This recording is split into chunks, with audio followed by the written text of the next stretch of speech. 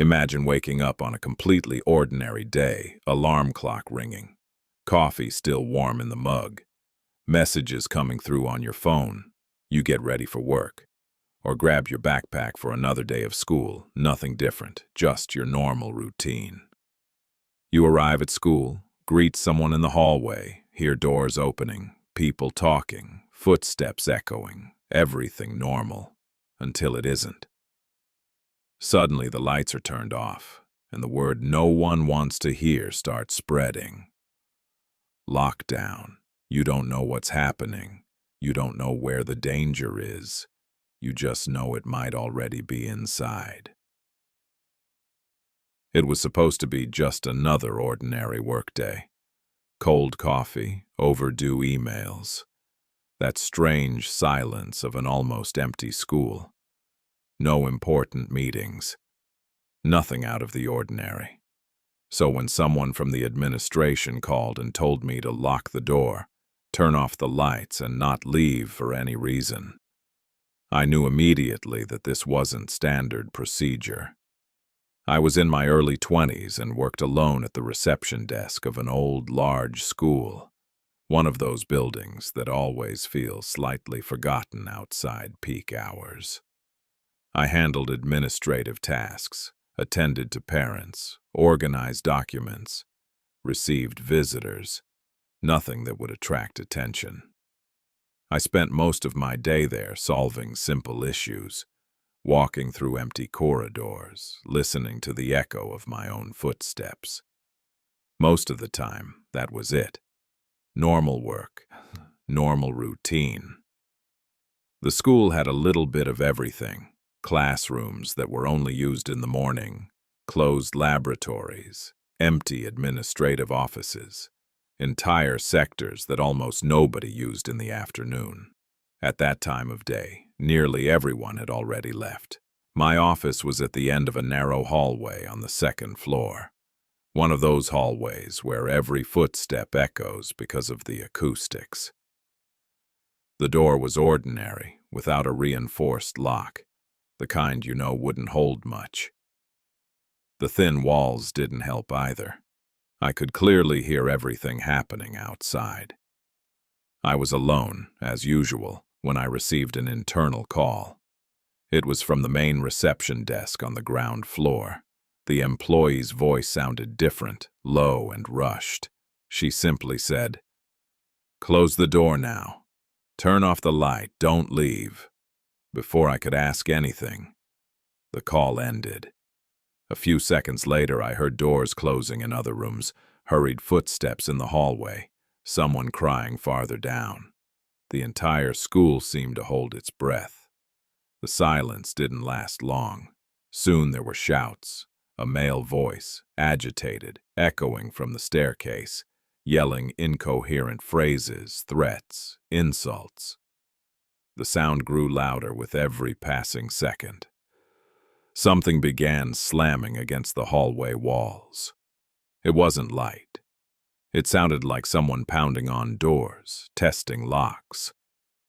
I stepped back behind my desk, phone in hand, unsure whether to call someone or if that would only make things worse. The footsteps stopped directly in front of my door. Someone tried the doorknob once, then twice. Then came a loud bang. I could barely breathe.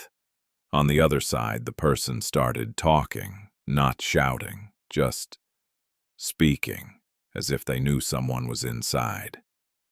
After a few seconds that felt like minutes, the footsteps moved away. The shouting faded into the distance, and the hallway became silent again.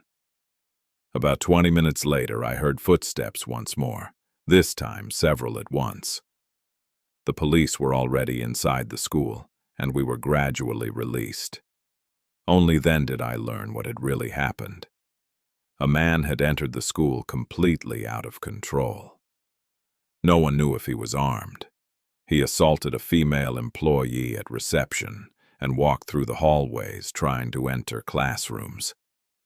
During the search, the police found him hiding inside an empty storage room on the same floor where I was, just a few meters from my office. He had been there for over half an hour without anyone noticing. The school was evacuated, and the man was taken away. They said he needed psychological help and that no one had been seriously injured. Eventually, the school returned to normal. The doors were unlocked and classes resumed as if nothing had happened. My school had 2 lunch breaks. The first was for all 6th grade students and part of the 7th grade. The second was for the rest of the 7th grade and all the 8th grade students.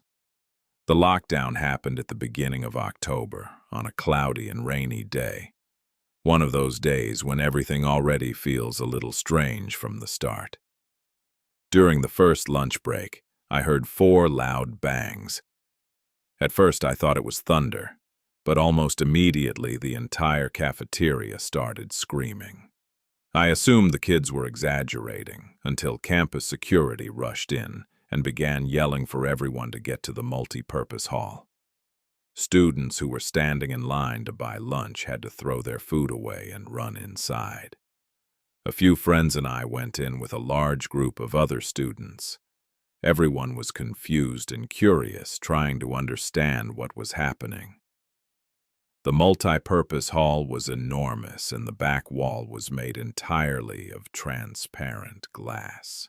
As soon as we were pushed inside, security started closing the curtains that covered the glass, and adults positioned themselves at all the exits. My friend Eric, just as curious as the rest of us, decided to ask one of the adults what was going on. When he came back, he looked more nervous than before. He said, "You know those schools around here?" We said yes. Then he explained that the police had warned the administration that an armed man was walking around the neighborhood, passing in front of several schools in the area. Not long after that, security cameras captured the same man inside our schoolyard, observing the classrooms and trying to force open some doors. When a staff member attempted to approach him, he lifted his shirt and showed what appeared to be a weapon tucked into his waistband, saying that no one there was safe. That was the moment the lockdown alarm was triggered. It was no longer precaution. It was containment. We were trapped inside the multi-purpose hall for about an hour, which ended up taking up 2 full class periods. Nobody was speaking loudly. Some students started crying. Teachers paced back and forth, constantly checking their phones. After the situation was brought under control, we were escorted back to our classrooms, one by one. Later, I found out that the police located the man hiding in a wooded area near the school, still armed. He never actually entered any classrooms, but it was clear it could have been much worse. After that day, everyone started taking lockdown drills seriously. Because this time, it wasn't just a warning. It was real.